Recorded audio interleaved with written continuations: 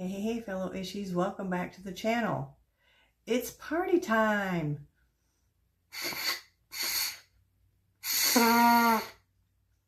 No, it's not my birthday, but it's always a party when there's beef tallow tater tots in the house. So today's theme is going to be social gatherings, parties, get-togethers, the kind of things that go on at parties and the kind of people that you probably don't want at your party.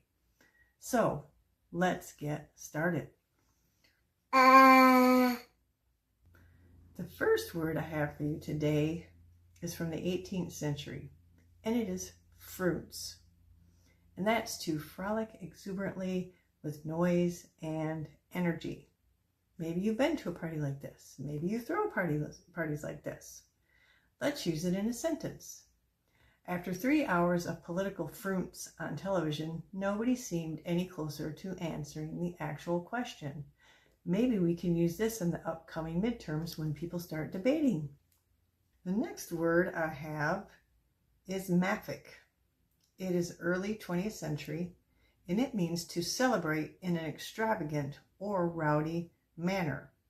I know there were some people mafficking after Thomas Massey lost his primary, but let's use this in a sentence. Fans absolutely mafficked online after their team pulled off the impossible upset in the finals. Kind of makes me think of Kash Patel celebrating with the hockey team. He was mafficking. The next word I have for you is quidnuncism, and it is ancient Greek, which is why it's a little bit difficult to pronounce. And it is an insult concealed as a friendly joke. The Brits are very good at doing this. They can insult you, but it almost sounds like a compliment. Very good at this.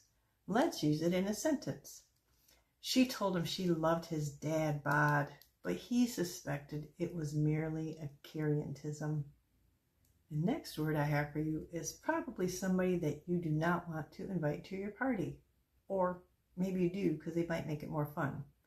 And that's the word ninnyhammer. And that is 16th century English, and it means a fool. And I suspect that's where we get the shortened version of ninny from. The next word I have for you is I have one of these in my family, and maybe you do too. It's going to take me a second to pronounce this. It's opscheplooper.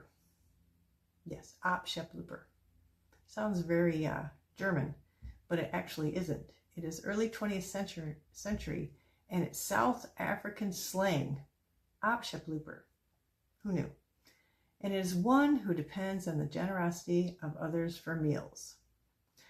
Yes, we do have one of these in the family, and whenever there is free food, this person is there.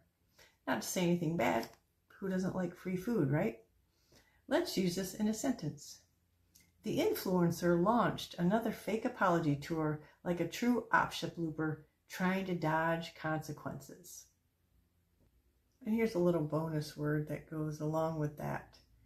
It is pomphagus, and it's 18th century, and it means to eats everything. The sentence is teenagers are pomphagus, little beasts. The next word I have for you, maybe you know somebody like this. I'm not sure that this is somebody you want to invite to your party, and it may be familiar to you, is popinjay. And it's 16th century English, and it means a person who dresses and acts with vanity and extravagance. Let's use it in a sentence. Dressed head to toe in designer labels and talking over everyone else, he came across as more popinjay than leader. Do you know somebody like that? The next person you may want at your party, depending on what kind of party you have, is a prickmedainty. And it's 16th century English, but it is from a dialect. And it means an overly nice person.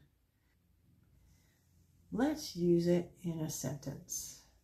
Even though it was after midnight, Sarah knew that Sam, a prickmedainty who couldn't say no, would give her a ride. And the last word I have for you today is quidnunc. and it's 18th century, and it means a gossipy or meddlesome person. Certainly not someone you want to invite to your party, but it's a great place if you are a quidnunc to find out really interesting tidbits about people. That's enough words for today. I'm feeling a little bit conked after all that hard work.